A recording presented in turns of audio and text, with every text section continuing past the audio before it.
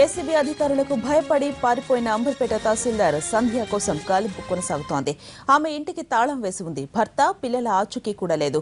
Phone switch off చేసి ఉంది. అయితే అజ్ఞాతంలో ఉంటూనే లొంగిపోయేందుకు ఆమె ప్రయత్నిస్తున్నట్టుగా తెలిసింది. తన బంధువుల ద్వారా ఏసీబీకి రాయబారం పంపుతున్నట్టుగా అధికార వర్గాల్లో చర్చ నడుస్తోంది. అక్క తరపున లంచం తీసుకుంటూ రెడ్ హ్యాండెడ్ గా దొరికిపోయిన సంధ్య తమ్ముడు నాగేశ్వరరావుతో పాటు స్వాధీనం చేసుకున్న 4 లక్షల రూపాయలను ఏసీబీ ఆఫీసులో ఉంచారు అధికారులు.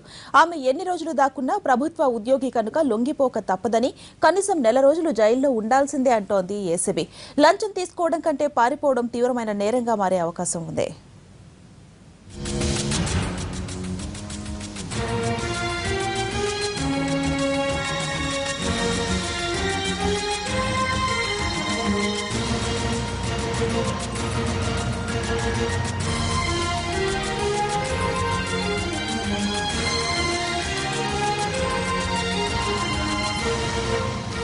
అంబర్పేటకు చెందిన మహ్మద్ అఖ్తార్ అహ్మద్ పాత ఇంటిని పడగొట్టి కొత్త ఇల్లు నిర్మిస్తున్నాడు. అయితే ఆ భవనాన్ని ఎన్ఓపీ పేరుతో తహసీల్దార్ సంధ్య అఖ్తార్ను బెదిరించారు. జీహెచ్ఎంసీ పర్మిషన్ ఉందని చెప్పినా వినకుండా ఎన్ఓసీ కావాల్సిందేనని 10 లక్షలు ఇస్తేనే ఎన్ఓసీ ఇస్తానని డిమాండ్ చేసింది. చివరికి 7 లక్షలకు బేరం కుదిరింది. అందులో తొలి విడతగా 4 లక్షలు తీసుకుంటున్న సమయంలో ఏసీబీ రెడ్ హ్యాండెడ్ గా దాడి చేసి పట్టుకుంది. ఆ సమయంలో జీహెచ్ఎంసీ ఆఫీసులో మీటింగ్ లో ఉన్న సంధ్య విషయం తెలిసి అటు నుంచి అట్టే పారిపోయారు. ఇప్పటి వరకు ఆచూకీ లేదు. ఇప్పుడు లంచం తీసుకున్న కేసు కంటే కూడా పారిపోయిన కేసు పెద్దదయ్యే అవకాశం ఉంది.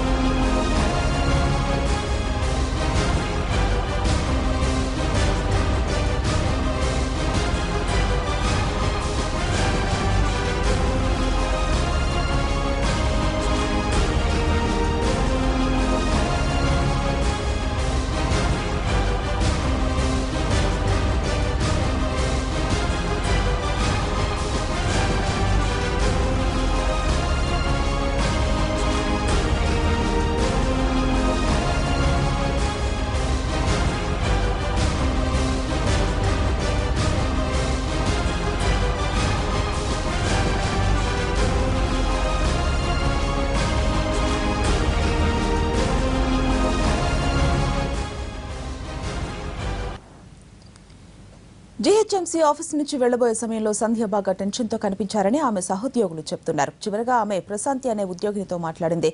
ఆ టైంలో సంధ్య ఎలా ఉందో ప్రశాంతి మాటల్లోనే.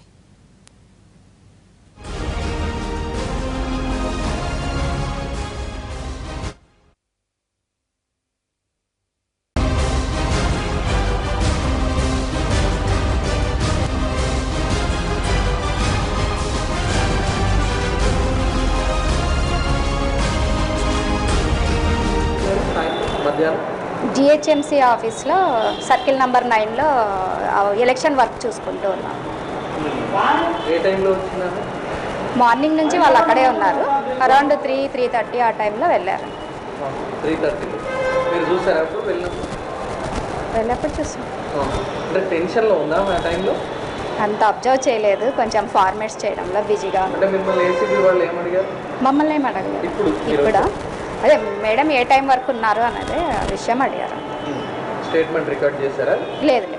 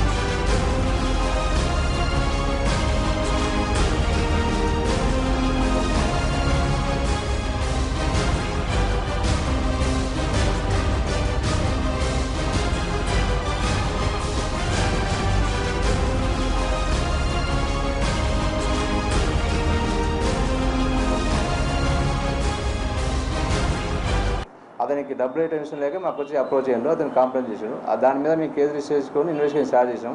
నిన్న డబ్బులు తీసుకొని మా దగ్గరికి వచ్చిన తర్వాత మేము రెడీగా ఉన్న తర్వాత ఎంఆర్ఓ ఫోన్ చేసి హ్యాబిట్స్గా డబ్బులు తీసుకొని రమ్మని చెప్పింది.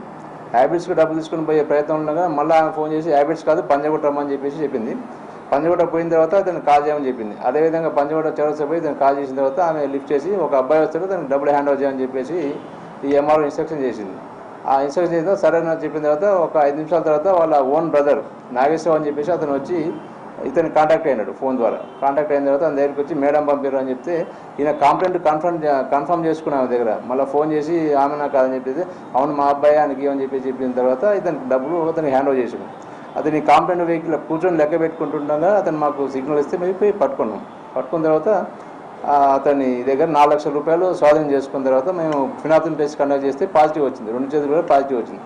తర్వాత ఎగ్జామ్ చేస్తే ఎక్కడ ఏమవుతుందని చెప్తే మా అక్క అంటే ఎక్కడ ఉందంటే మన హ్యాబిట్స్లో మీటింగ్లో ఉందని చెప్తే మేము అతను తీసుకొని హ్యాబిట్స్కి వచ్చామండి. హ్యాబిట్స్కి వచ్చిన తర్వాత ఈమెకి ఈలోపు చాలాసార్లు ఫోన్ చేస్తాను డబ్బులు తీసుకున్న తర్వాత ఆర్ యూ సేఫ్ అని చెప్పేసి అని మొత్తం చాలా మెసేజ్లు పెట్టింది. ఆమెకు ఇతను రెస్పాండ్ కాకపోయేసరికి ఆమె డౌట్ వచ్చి జిహెచ్ఎం సాధించి అక్కడి నుంచి ఎస్కేప్ అయిపోయిందండి. ఆమెని పట్టుకోవడానికి తీవ్రంగా ప్రయత్నం చేస్తుంది. అంటే కాంటాక్ట్లోకి వచ్చారా?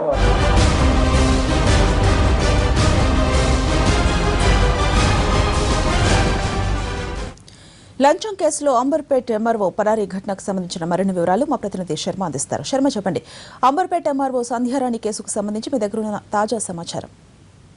24 గంటలు గడిచినప్పటికీ కూడా అంబర్పేట ఎంఆర్ఓ సంధ్య ఆచూకీ తెలియరాలేదు. అయితే ఆమె ఎక్కడికి వెళ్ళింది అనే దానికి సంబంధించి మాత్రం ఇంతవరకు కూడా వివరాలు తెలియలేదు. బంధువులు కానీ ఇతర వ్యక్తులు ఆమె సన్నిహితులు ఎవరైతే ఉన్నారో వాళ్ళను కూడా విచారించినప్పటికీ ఆమె ఎక్కడున్నారన్న విషయం మాత్రం ప్రస్తుతానికి తెలియలేదు. హైదరాబాద్ లో ఉందా లేకుంటే వేరే ప్రాంతానికి వెళ్ళిందా అనేటువంటి విషయానికి సంబంధించి కూడా ఇంకా క్లారిటీ అయితే లేదు. నిన్న మధ్యాహ్నం 2 గంటల ప్రాంతంలో లంచం డబ్బులు ఆ బాధితుడి నుంచి తన తమ్ముడు నాగేశ్వరరావుకు 4 లక్షలు తీసుకున్న తర్వాత ఆ తమ్ముడు ఆమె సెల్ ఫోన్ కు రిసీవ్డ్ అనే ఒక మెసేజ్ పెట్టాడు. ఆ తర్వాత 2 సార్లు ఈమె ఫోన్ చేసినప్పటికీ నాగేశ్వరరావు ఫోన్ తీయకపోవడంతో ఆమెకు అనుమానం వచ్చింది.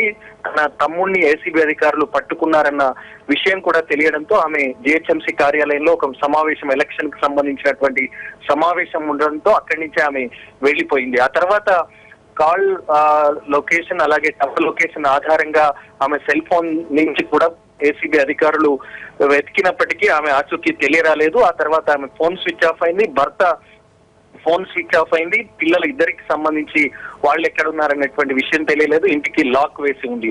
అయితే ఉదయం బంధువుల ద్వారా ఏసీబీ అధికారికి ఫోన్ సమాచారం అందినట్టు తెలుస్తోంది. ఆమె లొంగిపోయేందుకు సిద్ధంగా ఉన్నట్టు తెలుస్తోంది. కానీ ఆమె ఫోన్ నెంబర్ ఇప్పటికి కూడా స్విచ్ ఆఫ్ వస్తోంది. మరి 1 గంటలో వస్తుంది, 2 గంటలు వస్తుంది అనేటువంటి విషయాన్ని పొద్దున ఉదయం 10 గంటల నుంచి కూడా చెప్తూ ఉన్నప్పటికీ ఇంతవరకు కూడా ఆమె లొంగిపోలేదు. అయితే ఈ పరారీ విషయాన్ని మాత్రం తీవ్రంగా ఏసీబీ అధికారులు పరిగణిస్తూ ఉన్నారు. ఇలా పారిపోవటం వల్ల ఆమెపై ఉన్నటువంటి సెక్షన్లు గాని ఇతర విషయంలో గాని తీవ్రంగా పరిగణించాల్సి ఉంటుంది. ఎట్టి పరిస్థితుల్లో 1 నెల రోజుల జైలు జీవితం అన్నది తప్పదు. మొదట రిమాండ్ తర్వాత 1 నెల వరకు కూడా ఆమెకు బెయిల్ వచ్చేటువంటి అవకాశం ఉండదు. కాబట్టి అనవసరంగా ఈ విధంగా వ్యవహరించిందనేటువంటి అంశం కూడా ప్రస్తుతం తెరపై వచ్చింది. మరి ఇవాళ సాయంత్రంలోగా ఆమె మరి ఏసీబీ కార్యాలయానికి వచ్చి లొంగిపోతారా లేదా అనేటువంటిది చూడాల్సి ఉంది. మరోవైపు అంబర్పేట ఎంఆర్ఓ కార్యాలయంలో కూడా ఆమెకు సంబంధించినటువంటి వివరాలు, గతంలో ఆమె ఎవరెవరి దగ్గర నుంచి ఇలా డబ్బులు తీసుకుంది అనేటువంటి విషయానికి సంబంధించి కూడా కొంత చర్చ జరుగుతోంది. ప్రస్తుతం ఆమె పట్టుబడ్డ తర్వాత ఆమె అక్రమాస్తులు ఎక్కడైనా కూడబెట్టిందా అనేటువంటి విషయంలో కూడా ఒక టీం రెడీగా ఉన్నట్టు తెలుస్తోంది. మరో టీం ప్రస్తుతానికి ఆమె లొంగిపోయేందుకు సిద్ధంగా ఉందనేటువంటి సమాచారం ఉన్నప్పటికీ కూడా ఆమెను ఎక్కడ ఉంది, ఎలా తీసుకురావాలనేటువంటి విషయానికి సంబంధించి కూడా ఒక స్పెషల్ టీం ను ఫామ్ చేసినట్టు తెలుస్తోంది. మరి రాత్రికి కానీ ఒక క్లారిటీ, ఆమె లొంగుబాటు లేదంటే వీళ్ళు అరెస్టు మళ్ళీ ఆమెను అదుపులోకి తీసుకునే దానికి సంబంధించి ఒక క్లారిటీ వచ్చే అవకాశం కనిపిస్తోంది. Okay, right Sharma.